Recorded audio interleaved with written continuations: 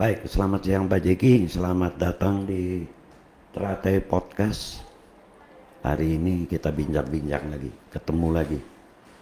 Baik, Selamat sore Pak Niki, Om Niki lah biasa disebut di sini. Selamat bertemu di Teratai Podcast. ya. Jadi kali ini temanya mengenai salah seorang putra daerah NTT yang baru-baru ini dia telah ditetapkan sebagai Kapolda NTT, Irjen Pol Joni Asadoma. Saya tahu bahwa Bung Joni atau Pak Joni ini adalah dekat sekali dengan Pak Jeki, dengan Bung Jeki ya. Jadi mungkin bisa Bung Jeki menceritakan pengalaman bertugas dengan Bung Joni Asadoma. Yang pertama mungkin yang bisa Pak Bung Jeki sampaikan itu adalah bagaimana pertama kali Bung Jeki menetapkan Bung Joni, menarik Bung Joni menjadi seorang brimob. Ketika Bung Jeki menarik dia untuk menjadi salah satu anggota daripada operasi Jaring Merah di Aceh tahun 90. Waktu itu Bung Jeki adalah komandan Jaring Merahnya dari Brimob. Barangkali Bung Jeki dapat menceritakan sedikit. Jaring Merah kalau nggak salah ya tahun 90 sampai 91 kalau nggak salah. Ya, Mungkin Bung Jeki bisa menceritakan bagaimana ketika itu prosesnya Bung Joni yang adalah waktu itu adalah perwira muda yang ditempatkan di Polda Sulawesi Utara. terima kasih. Jadi begini, saya ingin mengisahkan dulu. Sebelum kita ini dia menjadi polisi, dia masih taruna akpol. Dia adalah seorang pejudo waktu itu. Pejudo yang mewakili Akademi Kepolisian. Dan saya pada saat itu sudah tamat. Nah, tapi karena saya bekas pemain judo di perguruan tinggi ilmu kepolisian, saya menjadi pengurus. Pertama kali saya ketemu karena Pak Joni ini, Jenderal Joni adalah adik jauh sekali di bawah saya. Ya, teman sama adik-adik saya. Kami bertemu di tempat judo waktu itu. Pak Joni timnya dari Akpol bersama Pak Sigit yang Kapolri sekarang itu, mereka tim judo tuh, dari Akademi Kepolisian. Nah, di sana saya berkenalan dengan dia. Dan kemudian Pak Joni waktu itu direncanakan waktu itu menjelang tamat, yang saya ketahui dia adalah dicalonkan menjadi pemegang Adi Makayasa, ada listingnya. Tapi karena sesuatu hal sehingga batal Adi Makayasa itu, dan Pak Joni mesti mengikuti pendidikan diulang setahun. Setelah itu penempatannya Pak Joni waktu itu, Jenderal Joni adalah ke Sulawesi Utara. Pada saat itu saya sudah pindah dari Sulawesi Utara, ditarik ke Korbrimob untuk memimpin pasukan ke Aceh. Aceh bergolak. Kemudian Pak Joni saya tawarkan waktu itu, karena saya berpikir bahwa saya butuh juga anak muda untuk masuk ke sana ke Aceh, terutama untuk pembinaan masyarakat, pendekatan ke masyarakat. Bagaimana caranya kita dalam olahraga, misalnya Pak Joni seorang bekas petinju, kita tahu pejudo lagi.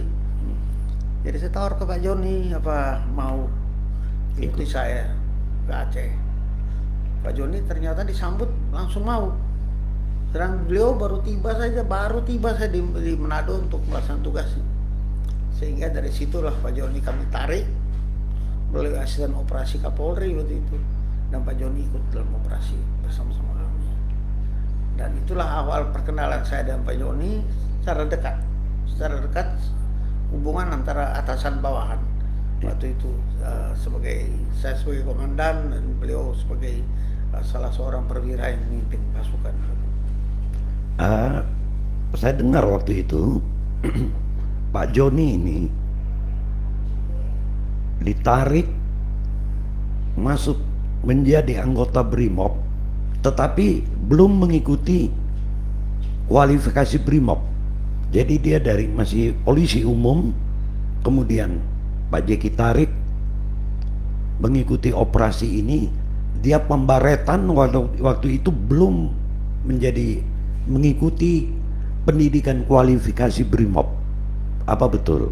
Betul sekali. Tetapi waktu dia ditarik ke BRIMOB, kita mengadakan pelatihan terpusat di daerah Bogor itu sampai dengan Pelabuhan Ratu. Nah, di situ dia dilatih BRIMOB. Dia langsung ikut dilatih BRIMOB oleh BRIMOB dari Kelapa II waktu itu. Nah, kemudian bagaimana ceritanya ketika operasi Jaring Merah itu? Waktu itu Pak Joni ini, karena saya dengarkan selain Pak Joni ada juga mantan Karoloh Polda NTT. Itu juga sama-sama mereka letnan 2 yang menjadi pimpinan di kesatuan yang berangkat ke Jaring Merah. Pak siapa nih yang Pak Yayat ya. Pak Yayat juga ikut waktu itu. Nah, bagaimana waktu itu mereka di dalam operasi itu, bagaimana menurut Bung Jeki, bagaimana dia punya penampilan pada saat bertugas di sana dalam operasi itu? Jadi BRIMOB membentuk satuan tugas Brigade Mobil ke Aceh waktu itu. Dalam rangka kita menertibkan terus mengamankan daerah Aceh waktu itu. Nah, dalam satgas itu terdiri dari Kompi Sumatera Utara, Kompi Sumatera Selatan, Kompi seluruh Jawa, Kompi Kalimantan Selatan, dan Kompi Sulawesi Selatan. Sulawesi Utara tidak masuk waktu itu.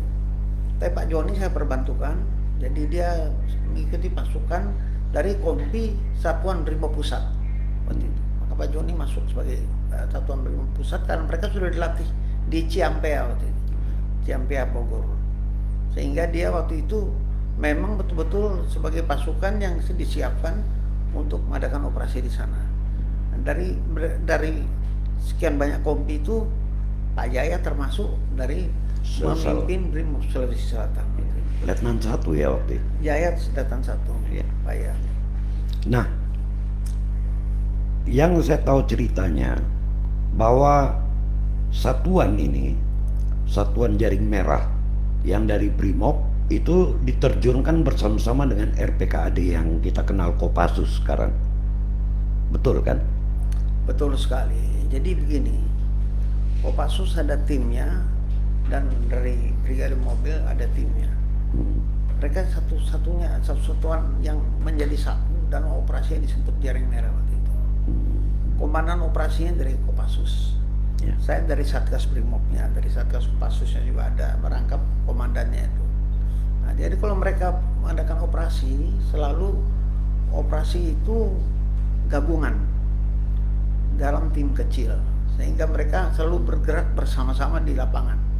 Jadi mereka menyisir hutan dan sebagainya di lapangan. Bung Joni ini saya dengar bahwa dia diperbantukan dengan satuan RPK pada saat itu, masuk dalam satgas kecil untuk penumpasan. Pengamanannya kan nanti ada satgas sendiri yang mengamankan setelah ditumpas oleh satgas penumpasan. Nah, satgas penumpasan ini kan ada yang dari Brigade Mobil, ada juga dari RPK. Mereka bersama-sama waktu itu. Saya dengar Pak Joni ini masuk di dalam satuan tugas penumpasan ini. Jadi begini, BRIMOB itu dibagi 2. Ya. Ada yang satgas pemukul ya. Itu yang mereka bergerak di lapangan dan Kopassus. Tapi ada satgas yang teritorial. Kita berbantukan pada Polres. Jadi waktu itu kan kita berpikir bahwa operasi ini tidak akan berlaku lama lah, mungkin waktunya sebentar. Ternyata durasi menjadi besar karena waktu itu ada kebijaksanaan lagi polisi untuk meninggalkan hal-hal yang menggunakan senjata lah waktu itu 98 waktu itu. Kita kena embargo segala macam di Timur Timur. Nah, mereka ini waktu bergerak itu memang memerlukan kerjasama antara Kopassus dan polisi. Itu mereka bekerja, misalnya mengambil sasaran itu di mana kalau bisa dibina, kita bina mereka. Itu melalui anggota BRIMOB yang dikirimkan nanti yang teritorial akan menangani, kirim ke garis belakang. Sehingga diharapkan bahkan terjadi pro yang ingin merdeka bisa menjadi memihak pada untuk pro Indonesia. Kira begitu. Itu terminasi daripada yang ada waktu itu. Nah, selama 1 tahun itu Pak Joni menunjukkan memang dalam tugasnya itu dengan baik ya. Artinya dia berhasil melaksanakan tugas bersama-sama Kopassus, karena tidak gampang untuk bersama-sama Kopassus ditarik menjadi satuan bekerja sama dengan Kopassus, itu tidak gampang. Mereka adalah pasukan utama dari Angkatan Darat yang memang sudah terlatih. Nah, Pak Joni dan kawan-kawan yang ditempatkan dalam satuan itu tentu adalah orang-orang terpilih untuk bisa bahu-membahu bersama Kopassus untuk menjadi tim pemukul. Betul sekali. Jadi mereka ini sebenarnya bergerak di lapangan, bergabung bersama Kopassus. Mereka bisa menunjukkan prestasi yang cukup baik. Karena apa? Saya mengatakan prestasi yang cukup baik, mereka tidak melakukan hal-hal yang tercela di dalam masyarakat. Mereka melaksanakan tugas dengan baik sekali. Bahkan di daerah yang konflik begitu hebat, di daerah tertentu bisa mereka mampu untuk mengamankannya waktu itu. Nah, Joni diantaranya pasukan yang untuk pengejaran ini yang hidup bersama dengan anggota. Jadi sama penugasan mereka hampir setahun, mereka hidupnya di lapangan saja. Tidak pernah, paling-paling kalau mereka datang ke kota mau belanja aja. Itu pun jarang sekali. Mereka di hutan. Di hutan terus, sampai terakhir mereka pulang kembali. Barangkali ini adalah penugasan operasi pertama untuk Bung Joni pada saat itu. Betul sekali. Itu pertama dia memang, saya juga tidak terpikir waktu itu pada operasi gabungan seperti itu. Saya pikir BRIMOB sendiri itu ternyata diperlukan gabungan karena itu perlu dalam operasi itu, karena kita terbatas. Waktu itu ada Papua masih bergerak, Timur masih bergerak, kemudian itu di Aceh sendiri masih bergerak. Jadi pasukan terpecah-pecah sehingga yang bisa dikirim ke daerah tertentu itu dalam jumlah terbatas. Ya. Baik, jadi setelah kembali dari Aceh, Bung Joni ini langsung mendapat penempatan di Kelapa II. Tidak. Pertama kali pulang dia kembali ke Manado. Dan ditempatkan di BRIMOB. Di BRIMOB Manado. Terus itu kemudian dia PTIK. Ya. Terus Jenderal Joni setelah masuk PTIK tamat langsung ditempatkan di Korps BRIMOB. Korps BRIMOB. Nah, ini ada cerita nggak antara Bung Jeki dengan Bung Joni pada saat di Korps BRIMOB? Nah, jadi begini, waktu dia masuk pertama di Korps BRIMOB, Pak Joni itu ditempatkan di saya, dan tidak berapa lama kemudian diberangkatkan ke Papua. Operasi di Papua, di Freeport. Pengamanan di sana. Nah, Pak Joni ketemu jodohnya di sana, kemudian pulang mereka ke Jawa, dan ternyata di Jawa sudah rame-rame menjelang reformasi. Nah, itu nanti. Jadi itu jadi Joni cukup lama di sana. Jadi 1 tahun dasar, terus mereka kembali ke Jawa. Saya dengar pada saat di BRIMOB itu Pak Jeki punya anak asuh ini ada 3 orang. Ada 3 orang. Satu Pak Murad Ismail. Kedua adalah Pak Rudi Roja, dan yang ketiga adalah Pak Joni Asadoma. ceritanya Pak Joni Asadoma ini mirip dengan Bung Jeki dulu. Ya. Operasi OPM menemukan jodoh di Freeport, sama kan? Kalau nggak salah. Betul sekali. Ya toh, Pak Jeki dapat jodoh di rumah sakit Freeport, rumah sakit. Pak Joni ketemu dengan sekretaris pemilik Freeport. Betul sekali. Nah, ini apakah pernah Pak Joni berkonsultasi dengan Pak Jeki waktu itu? Nggak, dia pergi ke sana, memang Joni bawa pasukan waktu itu. Mereka latihan berat juga, saya kirimkan ke sana. Kan dia waktu resimen 1 di bawah saya main langsung. Rupanya di sana dia berkenalan dengan ibu ini.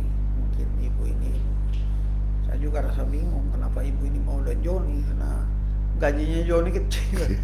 Ibu ini sekretaris, dia owner daripada Freeport. Ya. Ya, jadi tapi cinta itu begitu, tidak ada batas. Dan Sama-sama orang Batak, ketemunya di Freeport. Freeport. Ya. Betul. Itu memang jalan ceritanya Pak Joni agak mirip-mirip. Mau jadi menerima Adi Makayasa, Pak Jeki juga tidak bisa mendapat Adi Makayasa karena ketangkap pakai pakaian preman. Kalau Pak Joni karena karena menindak tegas adik kelasnya. Itu juga jalan ceritanya hampir sama. Ya, betul. Hampir sama-sama waktu itu Komandan Batalion Danyon, Komandan Batalion Taruna. Komandan Batalion Taruna kena tangkap pakai pakaian preman. Pak Joni karena menindak tegas adik kelasnya, sehingga gagal lah. Padahal waktu itu kepintaran mereka sudah di atas. Pak Joni ini termasuk anak Taruna yang pintar, karena itu dipegang Komandan Batalion Taruna. Dia memimpin teman-temannya. Memang Pak Joni ada kelainan, petinju, tapi otaknya cerdas ya. Itu memang sudah dibuktikan semenjak dia SD, SMP, SMA di Kupang, dia memang terkenal cerdas. Ini anak. Jadi Ya. mungkin tambah kena pukul tambah cerdas. Ya Pak Joni mungkin dengar ini wawancara hari ini. Nah, kemudian Pak Jeki, setelah dari operasi itu, apakah ada kegiatan lain atau operasi lain yang pernah Pak Jeki ini tugaskan kepada Pak Joni waktu di Brimob? Jadi saya di resimen 1 itu di Kedunggalang. Kemudian saya dipindahkan ke resimen 2 berganti Pak Yusuf Mangga. Pak Yusuf Mangga menjadi Kapoltabes Makassar. Ya. Sekarang. Nah, pada saat pindah ke Gegana, saya tarik Pak Joni, Pak Rudi, Pak Murad, dan lain-lain teman-temannya mereka juga banyak saya tarik ke Gegana waktu itu. Sehingga mereka jadi anak buah saya lagi. Pada saat itulah meningkat keadaan mau reformasi betul. Tapi sebelumnya itu kan ada penangkapan kasus pembunuhan. Yang dibilang Kasus pembunuhan. Itu di mana? Waktu kasus itu Jenderal Joni masih berada di Kedunggalang. Saya sudah sampai dulu di Kelapa II, kemudian baru saya tarik Pak Joni ke Kelapa II. Untuk ikut sama-sama waktu penangkapan daripada kasus pembunuhan yang dengan Pak Goris. Iya. Itu pembunuhan, pemerkosaan dan pembunuhan seorang ibu dan anaknya itu ya. Betul. Itu kasus yang sangat besar dan menjadi atensi rakyat waktu itu. Iya. Kapolri kasih batas waktu kepada Pak Kapolri kasih batas waktu kepada Pak Goris untuk menangkap waktu itu. Betul, kasus Acan. Itu kasus Acan memang terkenal. Nah, itu Pak Joni juga termasuk di dalamnya dalam kasus itu. Perbantuan Brimob ya. Betul. Nah, sekarang kita masuk dalam 98, kasus 98 ketika Pak Harto mengundurkan diri. Waktu itu demonstrasi, kalau kita ingat cerita, Bung Jeki ini belasan Mei ya kalau nggak salah, itu menangani kasus demonstrasi besar-besaran di Medan waktu itu ya. Tanggal berapa itu Betul. tanggal? Pokoknya sebelum Mei itu di Jakarta, saya dalam bulan Mei itu pada tanggal 5 atau berapa itu saya berada di Medan mengatasi kerusuhan. Sudah itu. Selebih belasan Mei kalau nggak salah. Kalau bahasa Mei saya sudah pulang dari Medan. Ya, bulan Mei. Waktu itu Pak Jeki pimpin masukan dengan Pak Murad, kalau nggak salah Kak Jek bawa Pak Murad, Pak Jeki bawa Pak Murad untuk penugasan. Oh, enggak ya? Jadi ada kejadian sebelum sampai puncaknya Mei ini, Ya. saya membawa Pak Joni dan Pak Murad ke kerusuhan massa yang Trisakti. ada di Trisakti. ND Flores. Oh, ND. ND Flores. Saya membawa Pak Murad dan Pak Joni juga. Waktu itu kita dua kompi, kemudian Brimob Kupang bergabung bersama kita. Tapi komandan operasinya saya di ND. Nah, kita sanggup, kita Itu sama-sama. kita sampai selesai di ND juga. ND. Itu ND memang sudah bakar-bakaran. Sudah bakar habis kota ND. Kota ND terbakar habis ya. Dan kemudian selesai dari ND itu di Indonesia baru mulai terjadi letupan-letupan di daerah-daerah. Jadi ND pemicu. ND lebih dulu memicu. ND ya, kerusuhan di ND. Nah, itu setelah kembali dari ND, Pak Jeki dapat penugasan ke Medan. Betul sekali ke Medan. Ke Medan bawa pasukan. Ya. Waktu itu dan saat Brimobnya siapa? Pak Bambang Swedi, bekas Kapolda NTT, Pak Bambang Swedi. Nah itu bagaimana ceritanya? Jadi berangkat saya ke sana.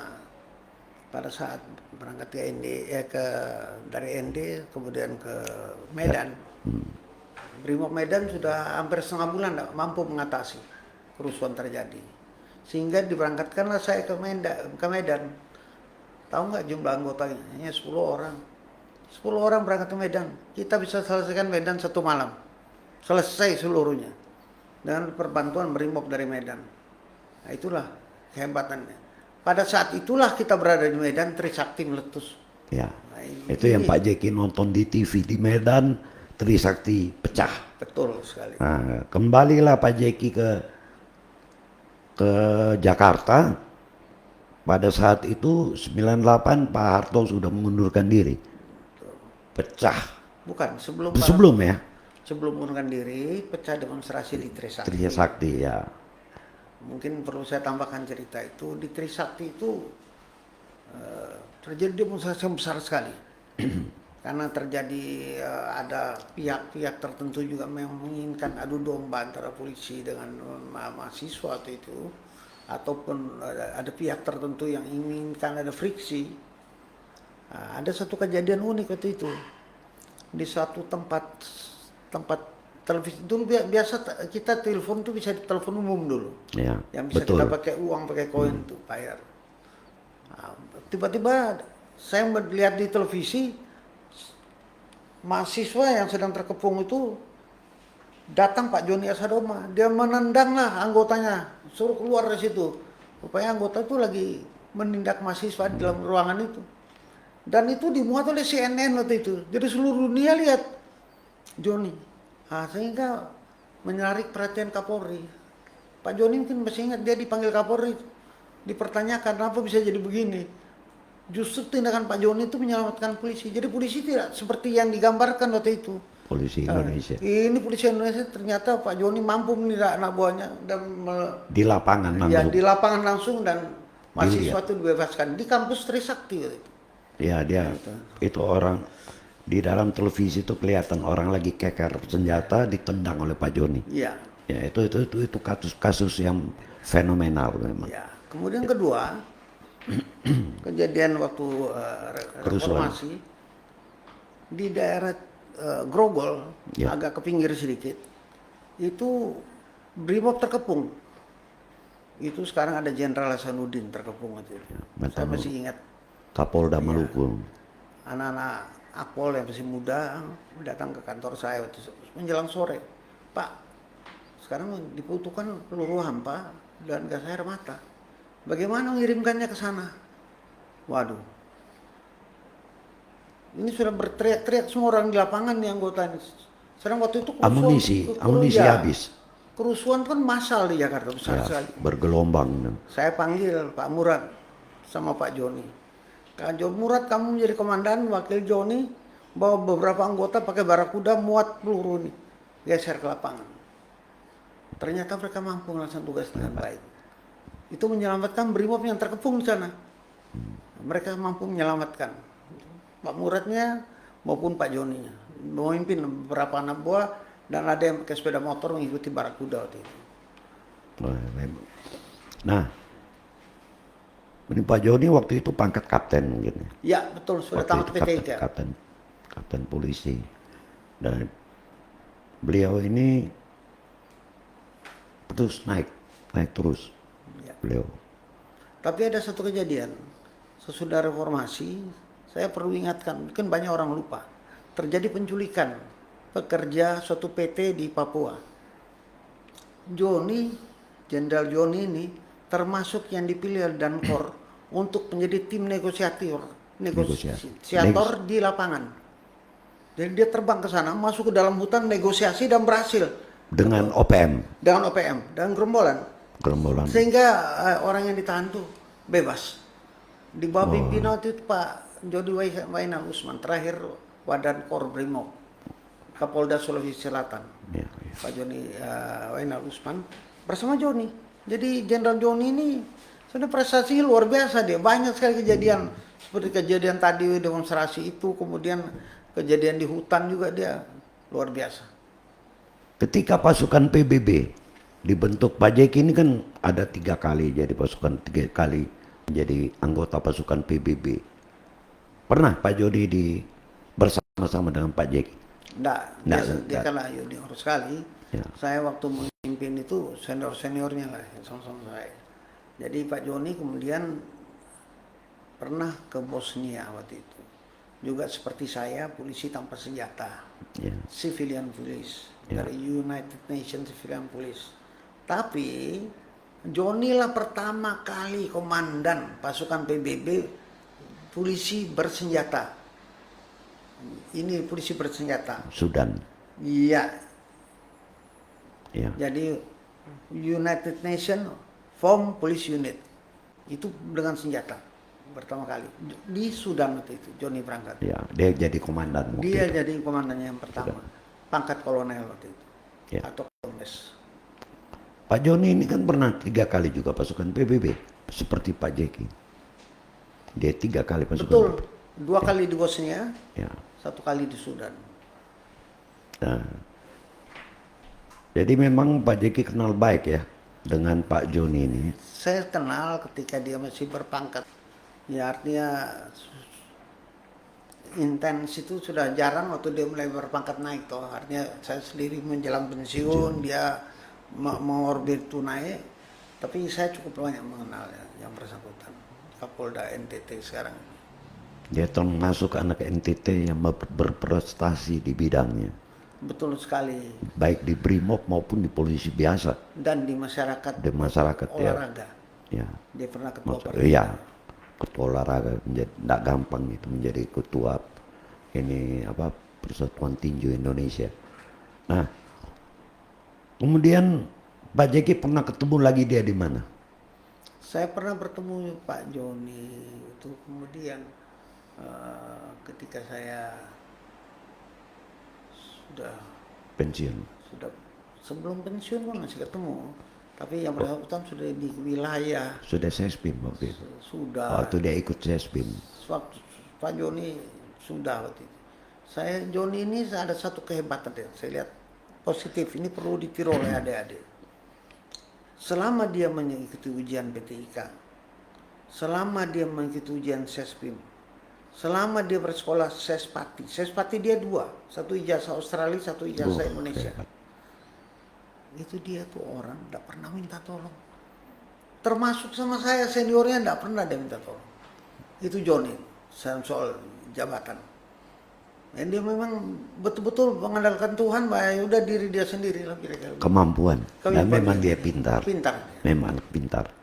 Iya. Jadi tidak rugi kalau NTT ini punya dapat Kapolda seperti Pak Joni. Ini luar biasa orang. Ini yang perlu ditiru oleh adik-adiknya. Ya. Karena kalau kita lihat dalam sejarahnya Pak Joni juga dia menduduki jabatan yang tidak main-main. Dengan dia menjadi kepala komandan polisi internasional aja itu sudah tidak sebagai ya, dia termasuk menangkap koruptor waktu itu di Kolombia Pak Nasaruddin Nasaruddin Kolobi, ya. kemudian Pak Joko Chandra, yang terakhir ini malah Apin yang judi online ini. Judi online Dia yang tangkap, besar tuh dia raksasa. baru 2 hari lalu ditangkap. Betul. Hebat Pak Joni. Jadi menurut Pak Jeki bagaimana kebijakan Pak Joni kemungkinan di dalam sebagai seorang kepala kepolisian daerah di NTT ini, bagaimana kira-kira arahnya akan kemana? Menurut saya, kalau saya mengenal Joni, ini orangnya rendah hati. Jadi memang dia akan bekerja tentu dengan cara yang baik. Dan kemudian tentu saya harapkan dia akan menelurkan atau menghasilkan generasi muda Polri asal NTT dengan baik-baik. Karena apa? Saya meyakini bahwa Pak Joni masuk ke NTT ini jalan dari Tuhan. Ya. Jalan dari Tuhan. Begitu lama, saya angkatan 75, Joni angkatan 89, 14 tahun bedanya dia dengan saya. Tapi dalam kurun waktu 14 tahun, masa dia baru menduduki Kapolda NTT ini setelah dia berdinas 2 tahun menjelang pensiun. Sedang saya menjabat Kapolda NTT pada saat 10 tahun sebelum pensiun. Menjabat Kapolda NTT. Jadi cukup lama dia berada di luar. Tapi memang akhirnya juga sampai kembali karena rasanya polisi tidak salah menempatkan dia. Sebagai senior, saya melihat dia sangat mumpuni. Dan mudah-mudahan setelah di NTT nanti dia bisa berbuat sesuatu yang lebih, yang menjadi ingatan bagi teman-teman di sini bahwa rakyat NTT bahwa dia telah bertugas dengan baik di NTT. Ya, dengan dia berjalan secara familiar, secara bersama-sama dengan Pak Gubernur yang notabene adalah kawan sekolah daripada Bung Joni atau kawan seangkatannya Bung Joni. Tentunya kita harapkan dalam bidang hukum, dalam bidang pembangunan, tentu mereka berdua ini dapat berkolaborasi dengan baik tentunya. Saya lihat begini, jadi generasi yang sekarang ini memimpin di NTT Pak Victor Laiskodat, Jenderal Joni, kemudian ada Pak Chris Buik di DPR, kemudian mungkin teman-teman mereka itu tidak jauh berbeda daripada usia mereka, sekarang yang memimpin di NTT. Siap. Tentu kita harap mereka bisa memimpin dengan bagus sekali. Ya. Karena kita mesti akui bahwa pergantian generasi itu adalah sesuatu keharusan, suatu hal yang masuk di akal dan mesti terjadi. Generasi tua akan diganti oleh generasi muda. Ya. Tapi yang kita harapkan generasi muda yang betul-betul jangan sampai ada kejadian-kejadian yang melukai perasaan rakyat ataupun polisi sendiri, seperti akhir-akhir ini yang terjadi di lingkungan Polri. Ya. Tapi kita percaya Pak Joni bisa melaksanakan tugas itu dengan baik, Pak Jek. Ya, karena kalau kita lihat dalam sejarah kepolisian Republik Indonesia di NTT ini, kepala polisi ini yang asli, yang putra daerah NTT itu baru 2 orang. Titus Uli dengan Jeki Uli. 14 tahun kemudian, bukan 14, Pak Jeki 2001, sekarang 21 tahun kemudian, baru putra NTT menjadi Kapolda di rumahnya sendiri. Itu bukan hal yang, itu merupakan prestasi bahwa pimpinan Polri masih memperhitungkan putra daerah untuk menjadi kepala kepolisian daerah di NTT sendiri. Tentu kita mengharapkan bahwa Joni ini atau Jenderal Joni ini akan menjadi pedoman bagi adik-adiknya. Ya. Karena saya sendiri sebenarnya pesimis. sudah saat-saat terakhir. Belum juga ada mutasi apakah Pak Joni ini bisa jadi Kapolda apa tidak. Tapi blessing in disguise. Ya. Kita dapat berita Keajaiban. ya, bahwa dia jadi Kapolda NTT juga. Ya. Dan penantian yang cukup lama. Saya tahu Joni itu, Pak Jenderal Joni itu dia sudah senang sebenarnya. Ya. Ada jadi Kapolda Winter sudah senang. Ngapain dia mesti pulang ke sini? Tapi orang NTT rasanya terhormat sekali kalau dia kembali ke pulang kampung. Dan rupanya the dream come true lah kira-kira begitu. Betul, betul sekali. Jadi welcome Jenderal Joni Asadoma, welcome to NTT berbakti. Kalau di NTT ini namanya dia berbakti, berbakti kembali untuk rakyatnya. Dia berbakti kembali untuk rakyatnya. Mungkin ada pesan Pak Jeki untuk Pak Joni. Jenderal Joni, sukses, selamat memimpin di NTT. Prestasi yang sudah ada tadi saya cerita mungkin saja kurang lengkap, tapi yang itu yang saya tahu, karena saya tidak setiap hari dengan Jenderal Joni. Tapi saya harapkan semua yang ada ini menjadi pemicu bagi putra-putra daerah yang bersedia mengikuti jejak, ataupun adik-adik mereka yang berdinas saat ini menjadi petunjuk atau pedoman dalam bekerja. Berilah contoh yang baik dan kemudian jadilah Kapolda NTT yang baik. Takut akan Tuhan, itu dalam bekerja. Terima kasih. Terima kasih Pak Jeki. Oke, kita rasa ini hari merupakan hari bincang-bincang dengan Pak Jeki khusus untuk Jenderal Joni Asadoma yang sesuai keputusan Kapolri yang terbaru, beliau diangkat menjadi Kapolda Nusa Tenggara Timur. Selamat Pak Joni, Tuhan memberkati. Terima kasih Pak Jeki. Terima kasih. Amin.